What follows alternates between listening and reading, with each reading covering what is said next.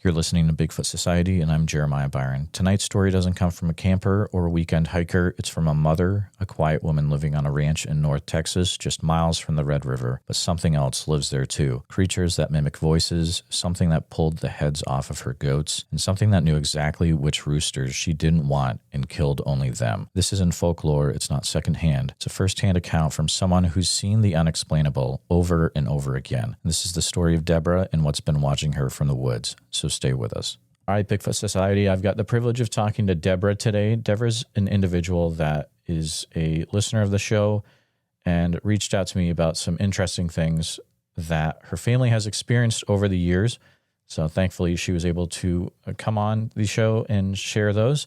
And welcome to the program, Deborah. Thank you, Jeremiah. Thanks for having me on. Absolutely. You know, this is going to be an episode where it goes over multiple states, multiple years. So I want to make sure that you have the time to share what you've come prepared to share today. So I'm going to go ahead and pass things over to you. Feel free to take us back as far back as we need to go when all this started happening for you and your family. Okay. I'll start with kind of telling a little bit about myself. My name is Deborah, and I live in North Texas, and I live with my two sons. And we live on a large parcel of land in North Texas, and it's kind of not very far from the Red River. So to the west of us, we have Thackerville, Oklahoma, and then to the east of us, we have Lake Texoma. So you can imagine there's a lot of things going on being between those two real hot spots, I guess you could say. But I tried to write down as many experiences between me and my family and some family friends over multiple states. And I just wanted to make sure to share everything. That's why it took me a little longer to be ready, because I wanted to make sure that I didn't leave any of these out. So I will go ahead and start with my own experiences and how I got involved with this subject. And then I will save the family and friends probably for the end. But okay, so when I was a small girl, my sister, who is about 17 years older than me, and she was kind of like a mother to me, she had a Bigfoot book. And I kind of vaguely remember it looking like one of the covers of one of John Green's books, but I'm not really sure. But that's kind of what it makes me think of. So I really didn't think much about it, and I don't know how much time passed, but I was in elementary school at the time, and I probably was in about the second or third grade, but there was a family that moved into our school district from Missouri, and they had a whole lot of girls. And one of the girls was in my class, and she sat in front of me. And I vaguely remember her name being Laura, but it's kind of been so long, I kind of may be wrong about that. But anyway, so she sat in front of me, so she and I were chatting. And she told me that they moved to Texas from Missouri with her family because of Momo.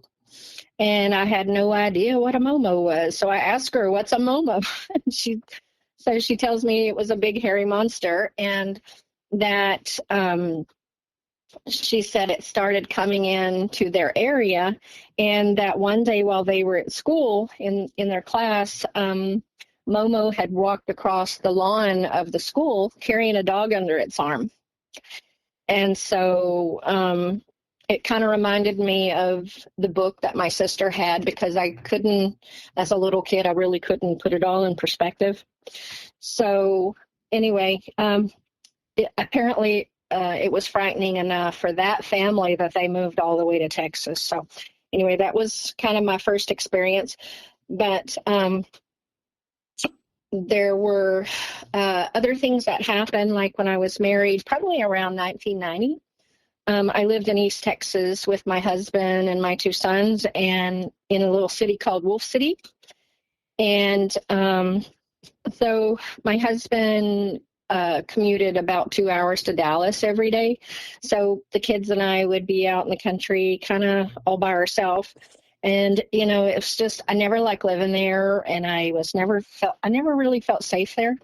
But one day my husband was at work, and the kids and I drove into town, Commerce, Texas, to get groceries, and where I had a lot of my family living. And when we got back, something or someone had rounded up our little mama cat and all of her babies, and they drowned them all in those metal, what do you call those? The cattle waterers, because we had a lot of cows on our land. So something had gathered up our cats and drowned them all. So, you know, I was just like really shocked, and I didn't know who or what would do such a thing. And so that was kind of strange enough. But then another thing happened at that house.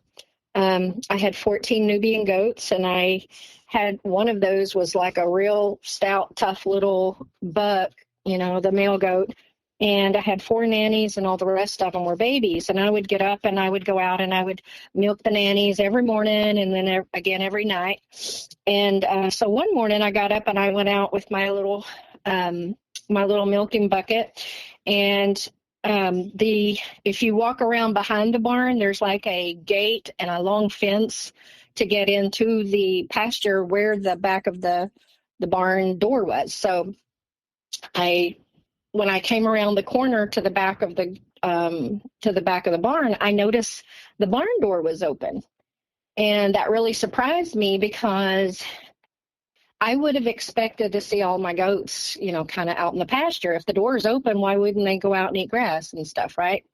So anyway, so I went inside the gate and shut it and walked in, and I saw the most horrific sight. And something came into the barn and ripped the heads and all the legs and arms off of my goats, every last one of them, even that the buck, you know. And so whoever did it, something with very strong hands, and you know, it had to have been very strong to be able to pull the heads off of that buck. That's all I can think of, and those nannies, because that's not human strength that's able to do that. But anyway, when I found them, there was a big pile of body parts all against one wall of the barn. And so I was so upset and couldn't believe what I saw. I just went running out of there, because it was just so disturbing, and it scared me. And so, yeah, humans can't rip the heads off goats. And I don't know of any human that could just rip any arms or legs off of a goat, much less a head, you know, and pull the head off of the body. But I keep having this picture in my mind of something chasing them all around inside there, you know, until it caught every one of them. And anyway, maybe there was more than one, but I really feel like that was a Bigfoot kind of thing. And so anyway, that brings me up to where I'm living now, here in North Texas. That was pretty much all of that.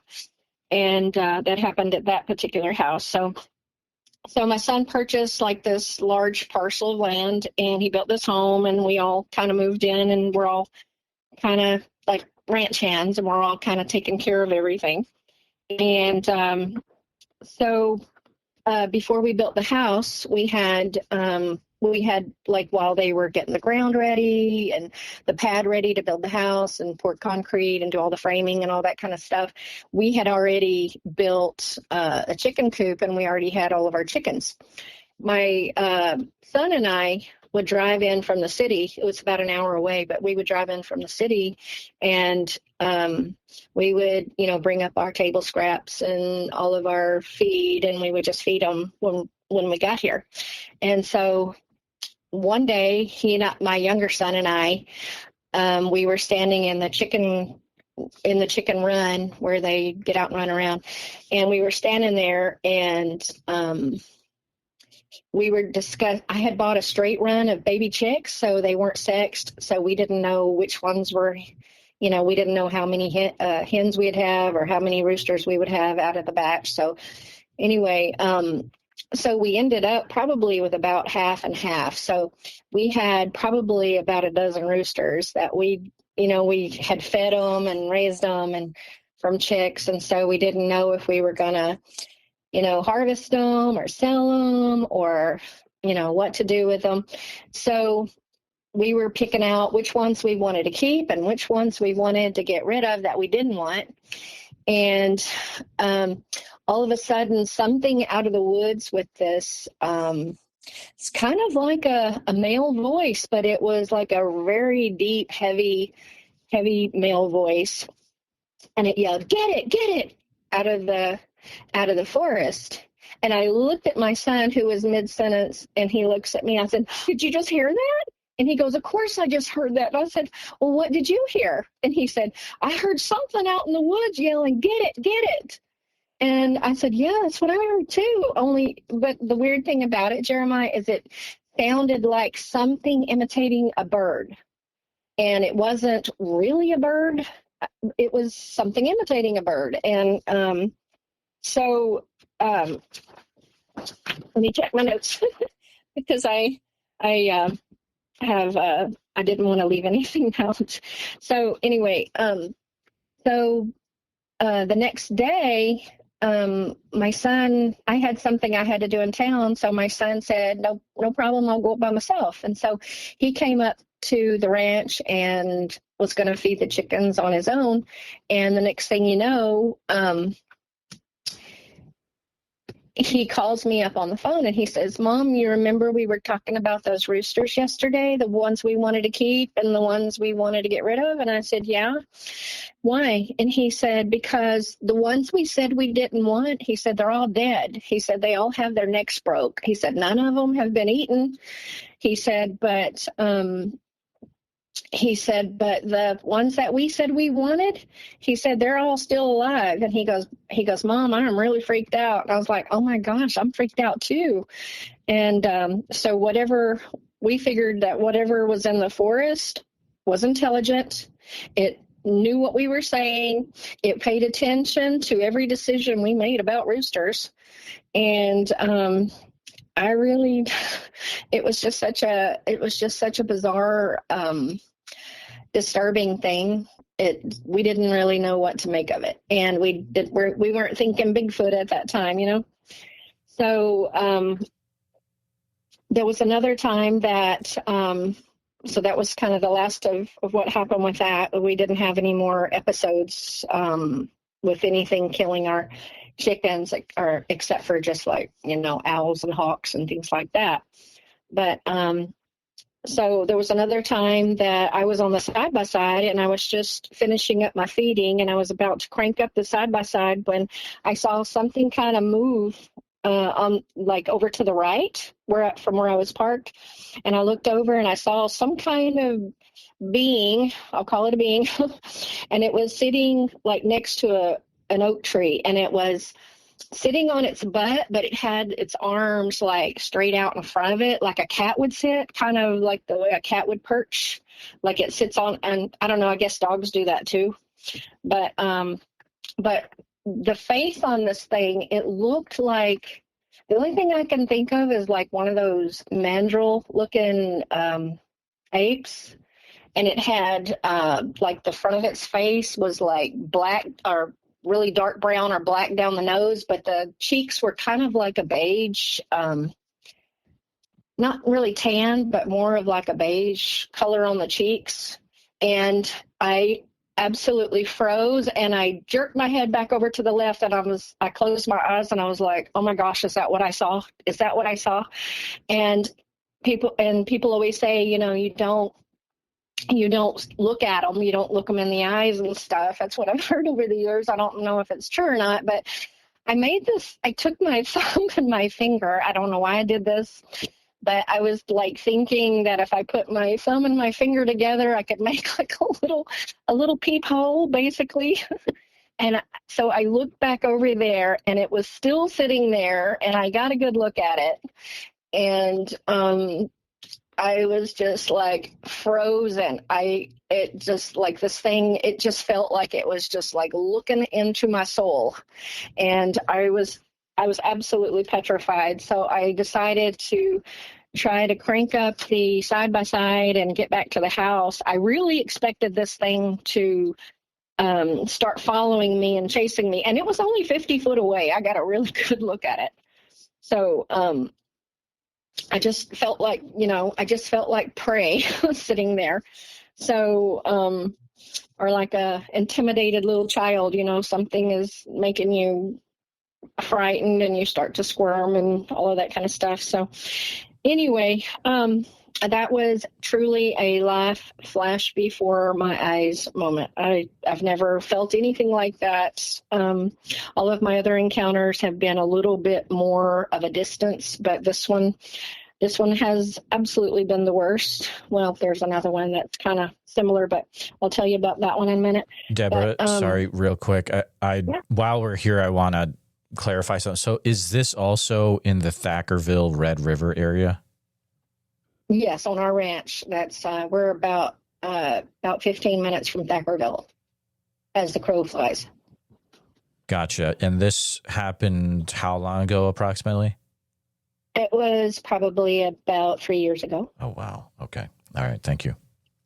Some of these, this stuff seems to happen really ramps up in the spring on this piece of property for whatever reason. I've talked to the sheriff about it. I've talked to his wife. They're neighbors, by the way. And I've talked to them about it, and they said that, a lot of people have been reporting a lot of strange, similar things. So it's not just us. So anyway, this thing looked to be about, while it was sitting down, it was skinny. It didn't, you wouldn't think that it would be skinny. I mean, all of these creatures people always report looking like really, big and buff and muscly, and this thing wasn't. It was skinny. It was about sitting down. It looked to be about 3.5 to 4 foot tall. I know that's still big for something that's sitting down and not standing up on its hind legs, but it to me, from 50 foot away, that was my best guess that it was probably 3.5. I'm going to go with 3.5 on the sitting, but it, like I said, it was just really skinny, and I don't know if it hadn't been eating or, if it was sick. I don't know why, but it was just really skinny. So anyway, that's that one. And then I had another experience where I was in my garden up here closer to the house, but we're very, very heavily wooded here. And I was in the garden and I was digging holes and I was planting tomatoes, and suddenly I start hearing lip smacking. And I was like, what is that? And so, I'm on my knees and I'm digging holes and planting tomatoes. So I get up and I stand up and I start looking around, and I'm the only one out there. And I was like, what am I hearing lip smacking? I mean, it was loud, and it was something the sound of.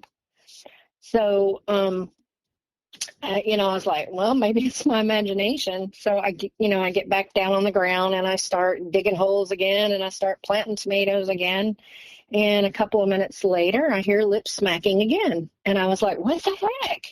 So I got up and I started looking in the direction that I thought it came from.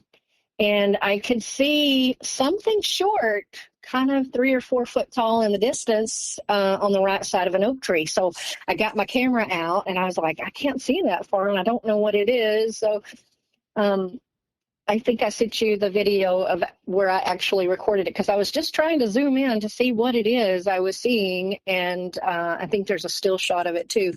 But so I zoomed in and I saw this thing sitting or standing next to a tree. I don't know if it was standing or sitting. I could only see like the top part of it, but it looked 3 or 4 foot tall as well. Could have been the same thing. I don't know. I don't know. I don't know if it could have been the same thing, or anyway, it's probably different. But anyway, did you have something you wanted to say? Yeah, sorry, Deborah. Was that the one? I think it may have been a picture. It says creature near garden. Yes. And it kind of is looking like you're looking at the right profile side of its face. Yep.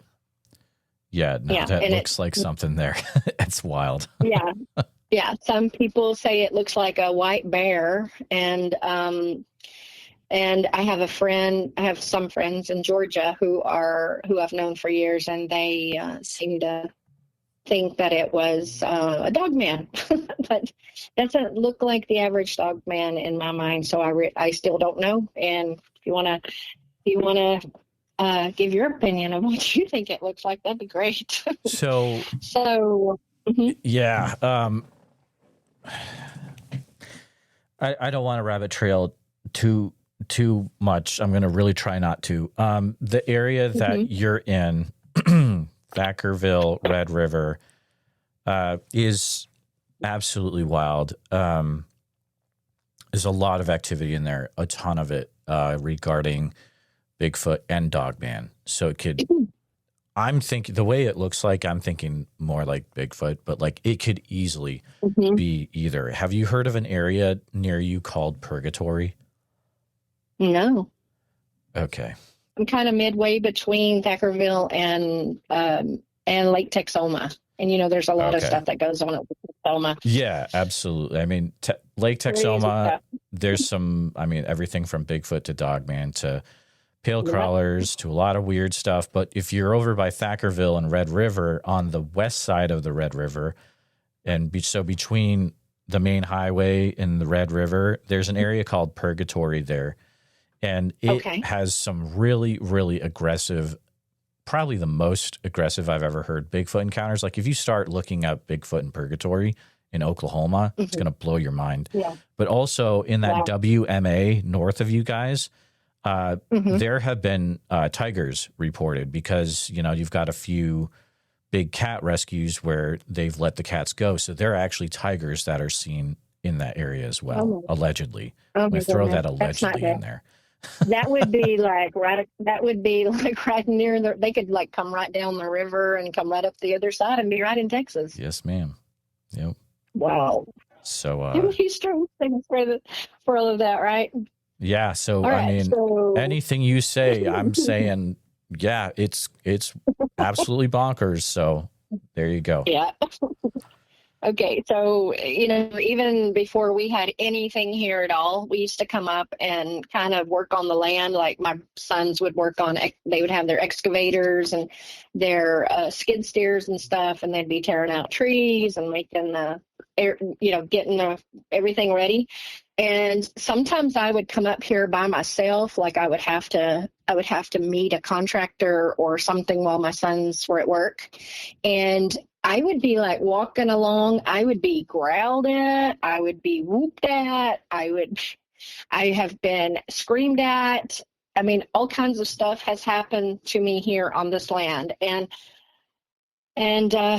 so it's just nerve-wracking it's like, I'll tell you later about all of these things happening. It's like I used to have to go down and feed the chickens and stuff, and it's probably about 1,000 foot down a dirt road from that my son put in from the house. And so that's why I have a friend in England, and he was my business partner for quite a number of years, but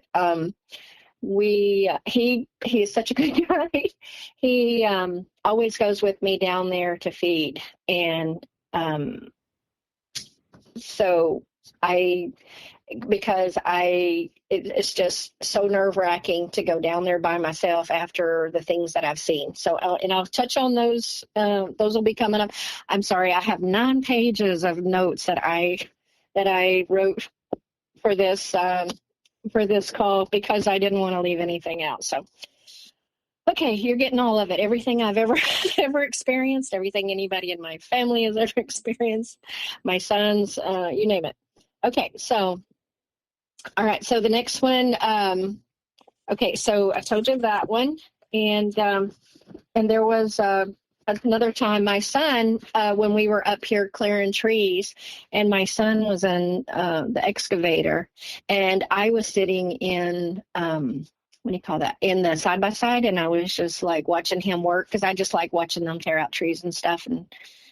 And so we're sitting there, and all of a sudden we get screamed at, and my son, he's in the excavator, and he stops and he just looks at me and climbs down and he said, "Did you hear that?" And I said, "I sure did." And he said, "You better get us back up to the house." He said, I'm not going to do any more with whatever that is out there screaming. So something was, you could tell it. I mean, the whole time I was sitting there, I felt like I was being watched. You know how you get those little, you feel like the eyes are burning on the back of your neck or your head, and you just feel like, you get that really uneasy feeling. So anyway, he jumped in the side by side, and I drove us back up to the house, and he didn't want to go back out there for a little bit, and neither did I. But I kind of had no choice because I had all those chickens and stuff to feed, and I have raised pigs here too myself. So anyway, okay. So the next thing that happened was, I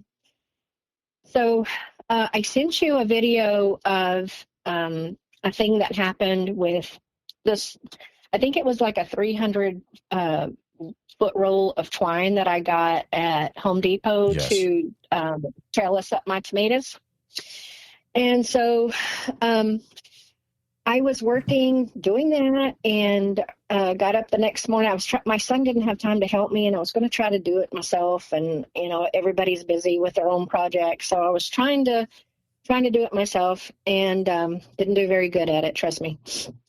And so I went out there and walked to the very back of the garden where that box was, and the box is gone. But I'm like looking around for the box, and I looked down and I noticed that it had been unwound. And it's like something was walking through the garden, and it was pulling this twine out and walked all the way out of the garden. And I mean, it went down, the garden is 50 foot long, and then it walked probably another 50, 60 feet past the garden or out of the garden, and then it cut a sharp left, and then it went off into the forest.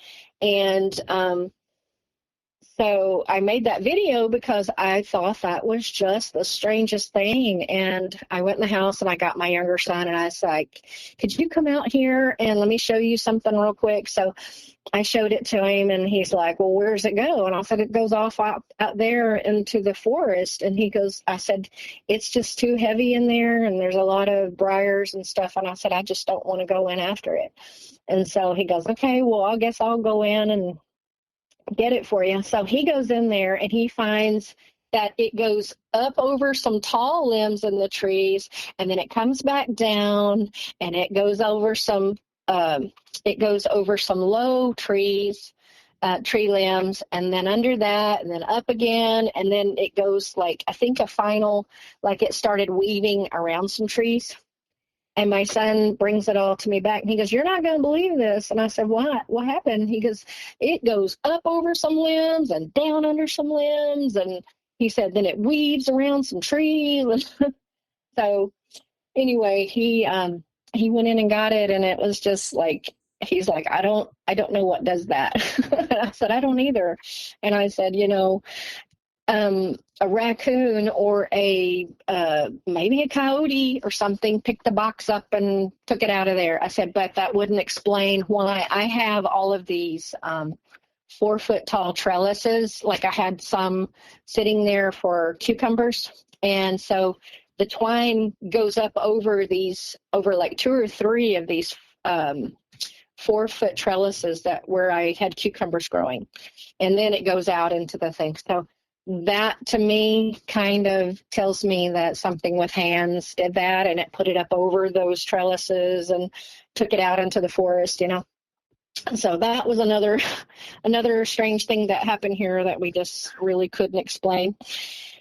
And so yeah, it takes hands to unwind all that, because if I had it, I would have to be pulling it out of the box and unraveling it, And another thing is that, let's see. So I told you that one. Okay. Yeah. I really think that maybe, and I feel like we're watched here all the time. Like something is observing us all the time. And I feel like maybe juveniles are messing with me. And I'll tell you more about that later. And because I can go ahead and tell you this now, but my sons were like, they've been clearing trees. We had to get new fences on this property. So they went around and they had to tear out all the trees and the fence rows all the way around the property so that we could hire people to come out and put in fence, for the cattle. And, I walked all the way up to, there's this great big huge hill. And so I didn't even take my phone. I was just going to go up and see what the guys were doing and see what they wanted for lunch or something. But I walked up there and they had moved to another area. So they weren't where I thought they were. So anyway, I started to come back down the hill. And when I turned the corner, I just looked over and I saw this little monkey looking like they had tore out a bunch of trees and they all had limbs on them. So they were like not laying flat like if you had just logs. So these things were all kind of just piled up in this great big old brush pile, the whole tree with all the limbs and everything on it, just torn out by the excavator. And so I look over and I see what looks like the neck and the shoulder of this monkey. I'm just going to call it a monkey because I don't know what else to call it. But it was like kind of moving back and forth around in there. And it was over to my right. And I looked over at it. And the first thing I said was, please don't chase me. Please don't chase me. Because it scared me so bad. I was just like, what in the heck is that? Because I know we don't have monkeys here in North Texas. So, I'm looking at this thing and I was just talking to it. I saw it and I just kept walking and I was just like, oh, please, God, don't let this thing follow me. Please don't let this thing face me. And, but I could see its arm and its shoulder and its neck moving around in there.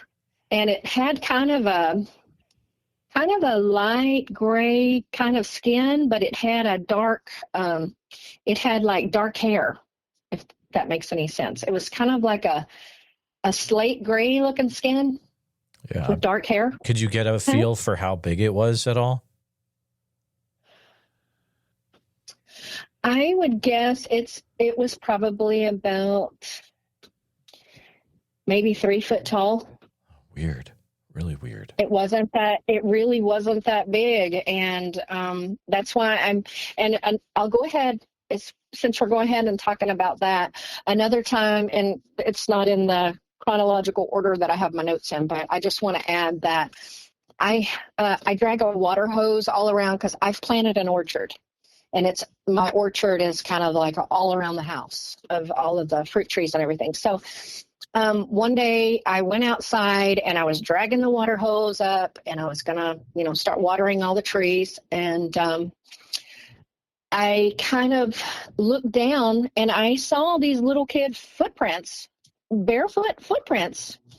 And so I was like, what the heck? And then I kept walking and then I turned around and I noticed, and do you see the pictures of the rocks? Absolutely. That same day, those 3 or 4 pictures of rocks, those were like right behind my son's truck. It was like, and I thought we had a feral kid, like some kind of little feral kid out in the woods or something. Cause you can see where something was walking around and then you can see where it sat down and played with rocks like a little kid does. And my first thought was a feral kid. So that's those. And, so that's part of that story or what happened with all of that. So anyway, so let's see. So there was another time I was I went and stayed at my house in the city for like a month, and my younger son was taking care of everything here. And I had built up my chicken flock to probably 75 to 80 birds. And so my son decides he's going to let them out and let them just kind of free range for a while. So he opens up the door and he lets them out. Well, predators come and they took about half of the flock. And so, so the next year, when some of this stuff was happening and I was out there working in the garden, that was the previous year. So now this year that all of these other things are kind of happening in that spring, because everything happens here in the spring. I was in the garden and I was, forgot what I was doing, but I started hearing like in the forest, a chicken clucking. And I was like, oh, and I was thinking to myself, oh, you know what? One of those chickens must have survived. Maybe it got up in a tree. My brain is just going, there's a chicken out there. There's, one of them's still alive. So I think I was hoeing around some vegetables plants. And so, anyway, I put the hoe down and then I start to head over there and I was like, wait a minute.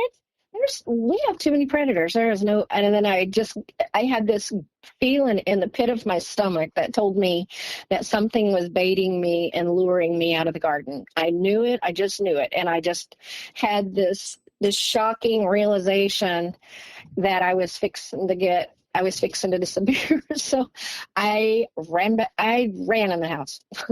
If you ever seen a 62-year-old lady run, I was running in the house. Because it scared me so bad. And, but I knew I was getting baited. And then there was another time that,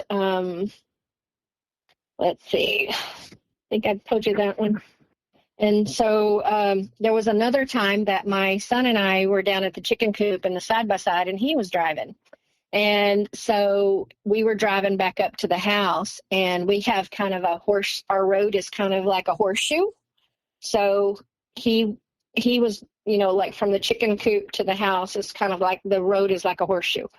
And so my son was driving, and he's really funny and he likes to tease me and stuff. And so he likes to scare me when I get on there. So he just like floors it, and he's like jerking the side by side, like back and forth, like swerving and swerving and swerving. Well, there's a spot where his dad is building a house, and they had brought in like a bunch of loads of topsoil and stuff for the pad for the dad's house. And so I was going to look at him and go, really? Because he was like swerving and trying to scare me and stuff. So when I looked over at him to say, really, before I could get the words out of my mouth, I could see past his head, and behind those piles of dirt, I could see, do you know that, have you ever seen the Bigfoot that's a man put, I think his name is Harley Hoffman. Yes, and he ma'am. has a Bigfoot that's walking from right to left. Okay, this one was walking from left to right, and that is the closest thing I can Harley Hoffman's Bigfoot. It looked like that. But it was walking from left to right. And so later I asked my ex-husband, I said, you know that those big dirt piles you have down there where you're building your house? And he said, yeah. And I said, how tall would you think those are? And he said, I think they're about 5.5 to 6 foot. Why?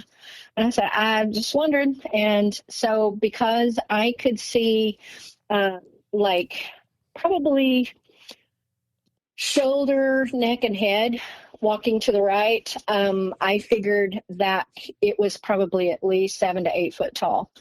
But it looked like the Harley Hoffman Bigfoot. It didn't look like Patty. It didn't look like a lot of these other ones that people post pictures of. It looked like the Harley Hoffman one. That's what that looked like.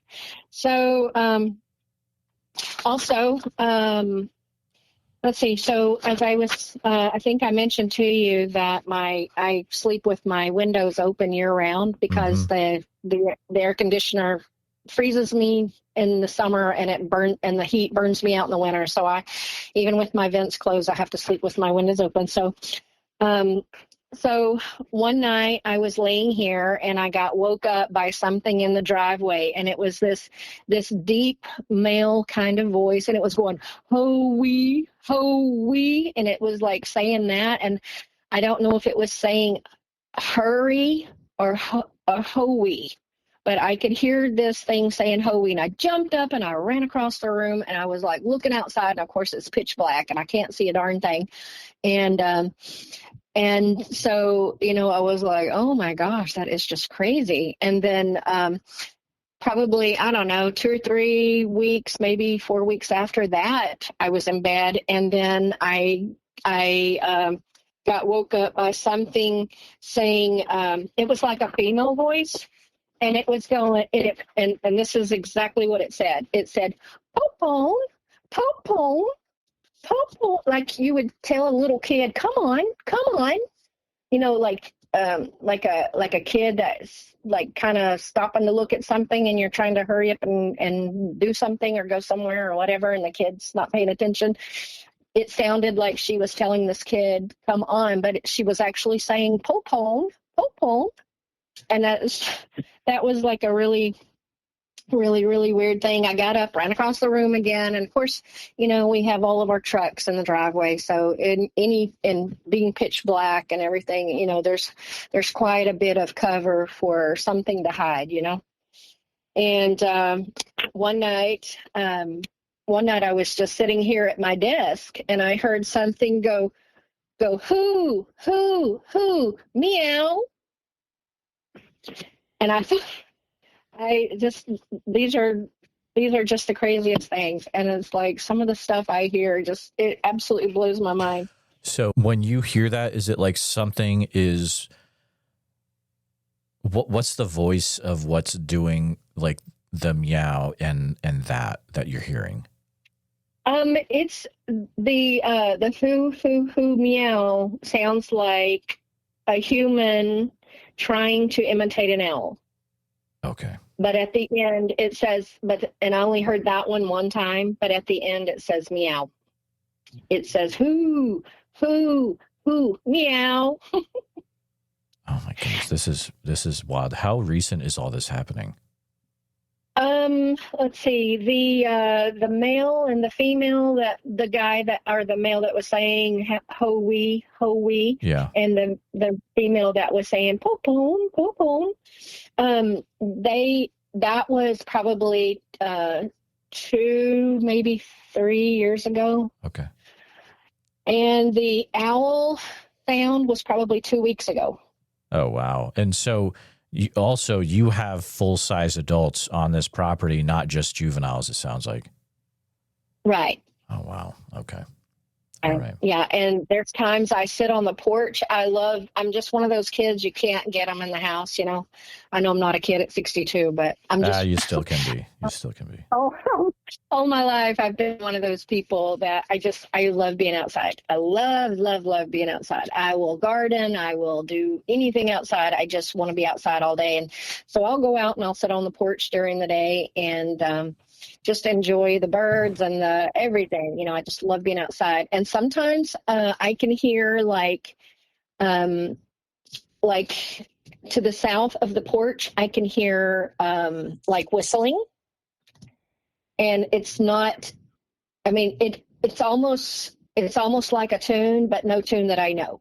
And to the north of me, on the other side of the porch, to the north of me, I hear like chattering down in our creek.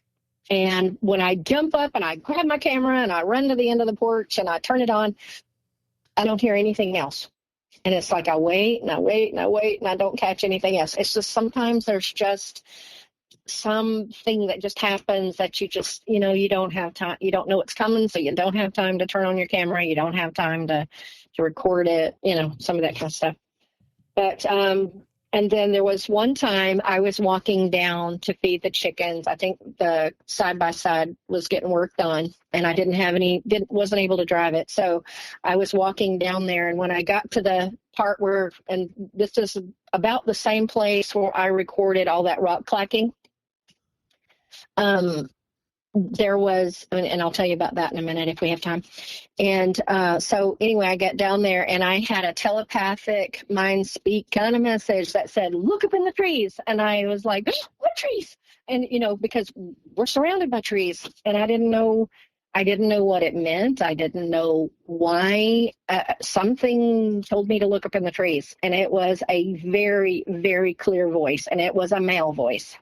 And so, that kind of bothered me for a while. But the next day, on the Nextdoor app, one of our neighbors said she saw a mountain lion on our street. So is it possible the mountain lion, like the day before when I was told, look up in the trees, is it possible that maybe there was a mountain lion up in the trees and something told me to look up in the trees? I never saw anything, and I don't know what it was, and I don't know why I had that message. I haven't had anything like that ever before, and I have not had anything like that since. So I have no idea what that was. But anyway, so there was another thing that happened. So I would take, on Skype, I would turn on my camera, and my friend Mark over in England, who is my business partner, he would walk with me, and we would talk about all kinds of things. And he would go with me, like kind of moral support, because I was afraid to go down there by myself after all of these things were happening and everything. I was just afraid to go alone.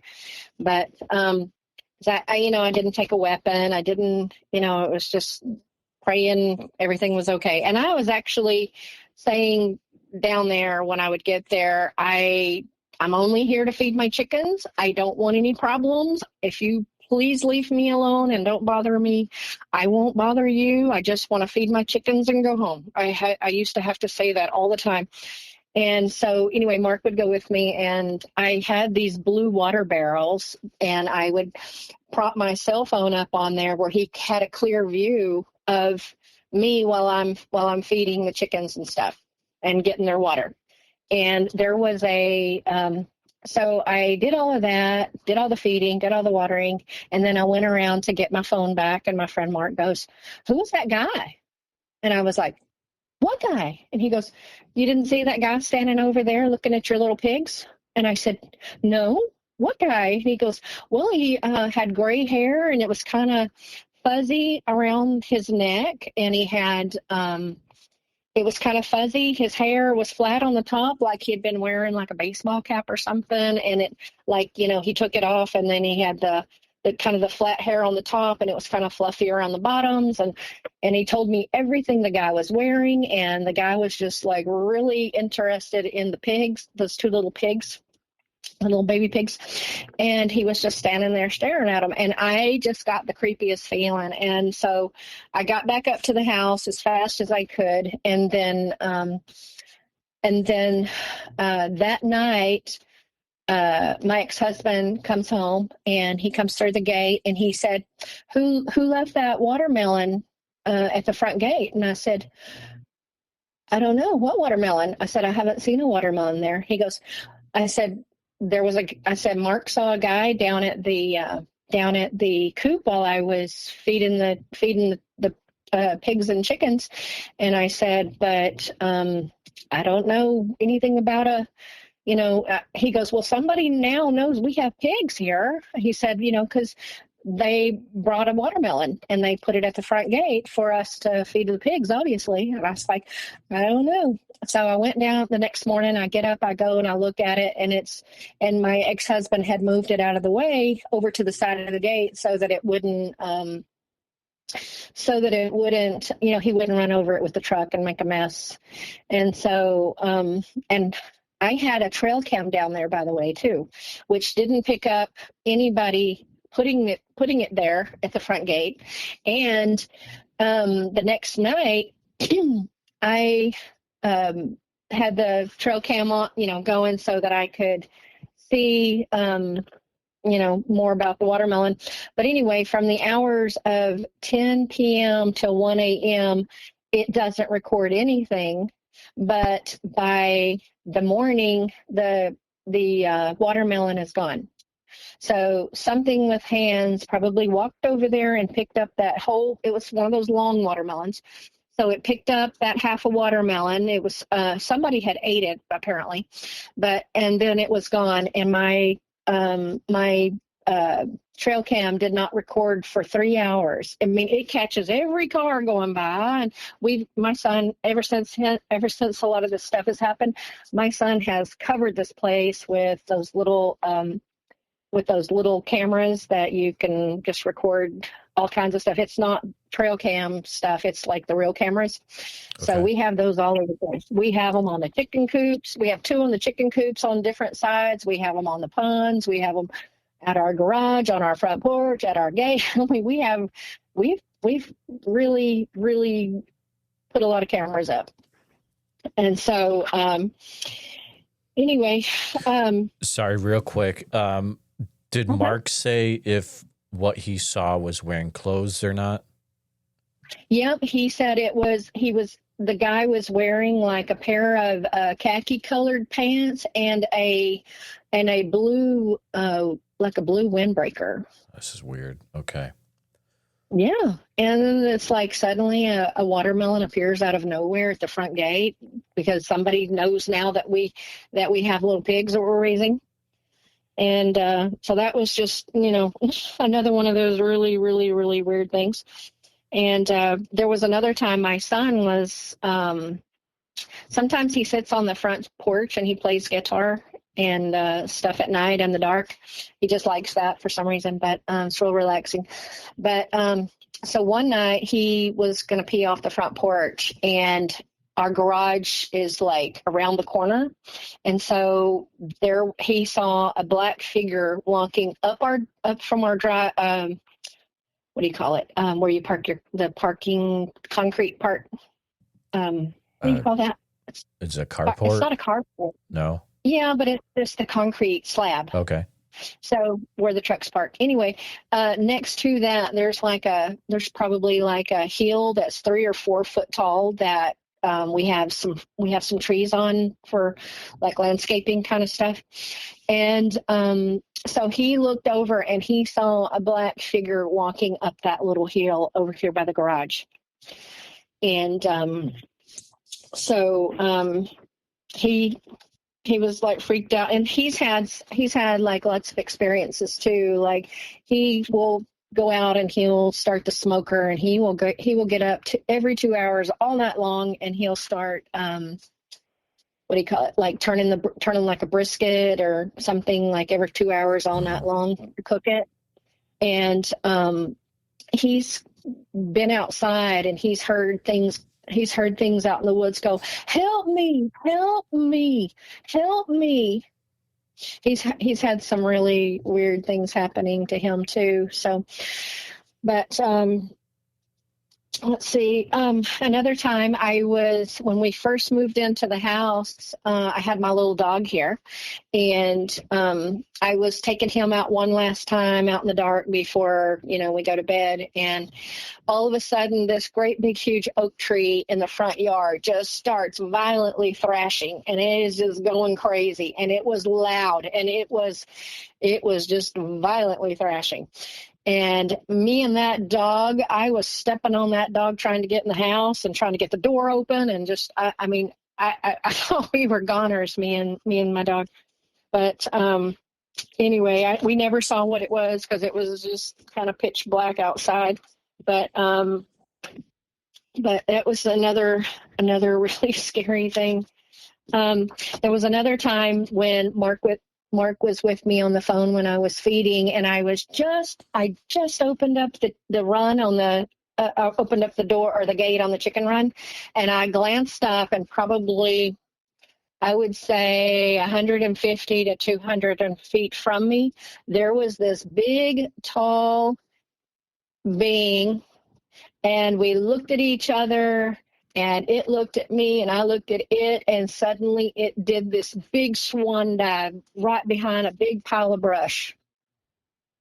And I could not get out of there fast enough. I was telling Mark about it, and I was like, oh my gosh, I wish you could have just saw what I saw. And he's like, what'd you see? And I was like, there was this big, tall, white thing, and it was just standing there. It was standing there. It was by that big brush pile. And I said, suddenly it just looked at me, and I looked at it, and we met eyes, and it just did a swan dive behind this big, huge brush pile of trees.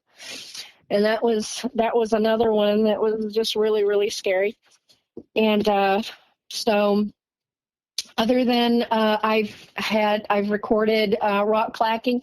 Something about the rock clacking videos that I sent you, something about it makes me think that it's not actually rock clacking, but it's something with a mouth. It just has a real strange sound to it, like it's a mouth making a noise. And later, when you get around and you want to listen to that, maybe you can see what you think. I don't know. I'm not really sure.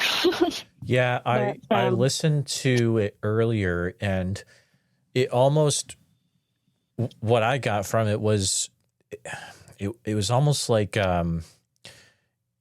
you know how you have someone trying to make a like a stone tool, and you're like chipping away at the edges of something? Yeah. I was kind of getting those vibes, but I'm going to definitely listen to it again with that viewpoint, because that's very interesting.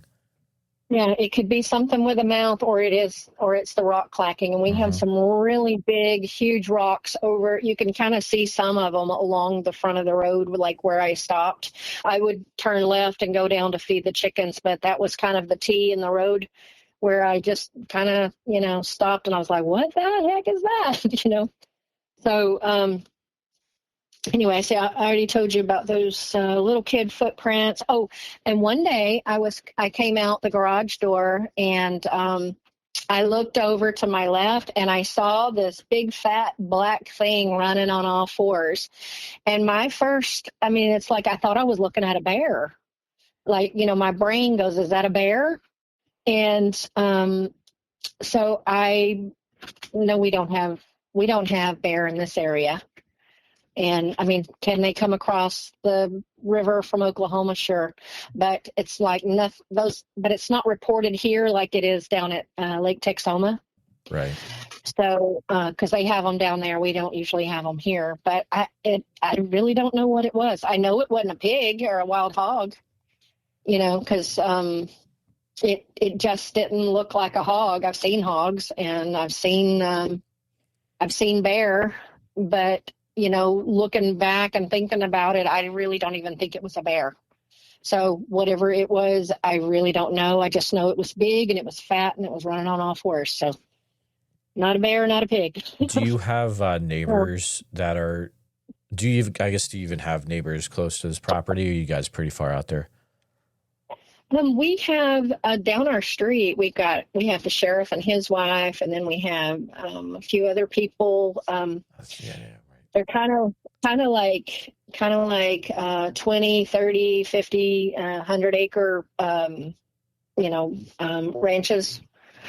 But I was going to tell you too, another time, like when I'm sleeping with my windows open, I can hear people up shooting in the dark at 2 or 3, 4 o'clock in the morning. And I'm getting up going, what are they shooting at?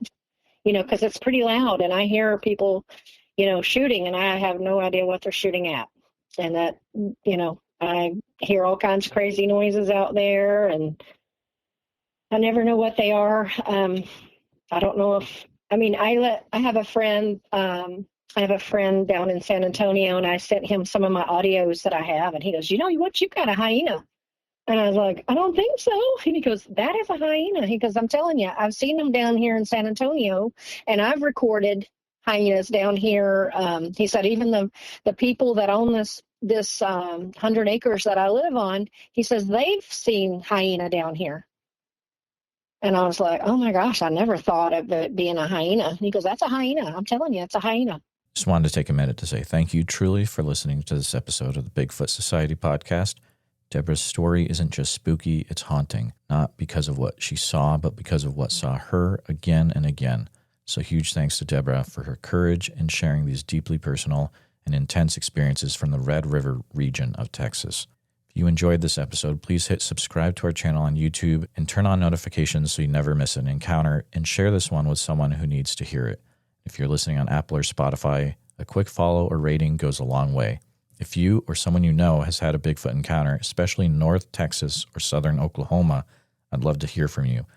So email me directly at bigfootsociety@gmail.com. And hey, don't forget, Sasquatch Summerfest is coming up July 11th through the 12th in Oak Ridge, Oregon. And Bigfoot Society listeners can grab a 2-day pass for the price of a 1-day admission with the code BFS, and that's at SasquatchSummerfest.com. Thanks again for being part of the Bigfoot Society. Until next time, keep your eyes open, trust your instincts, and never stop wondering what else might be out there. See you in the woods.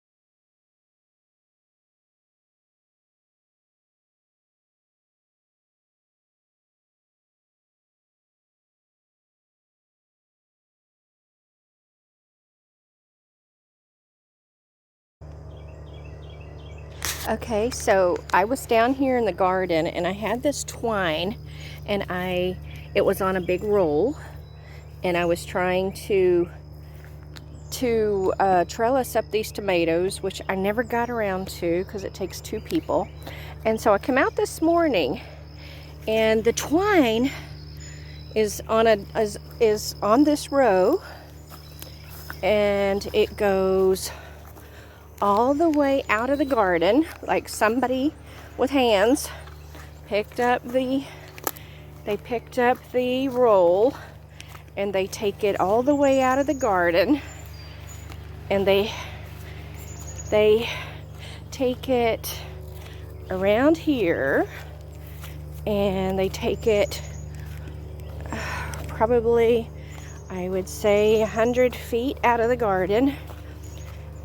This whole roll of twine, and you can see it on the ground there, and it goes all the way out of you can see the garden is like way back there now, and the twine comes all the way up,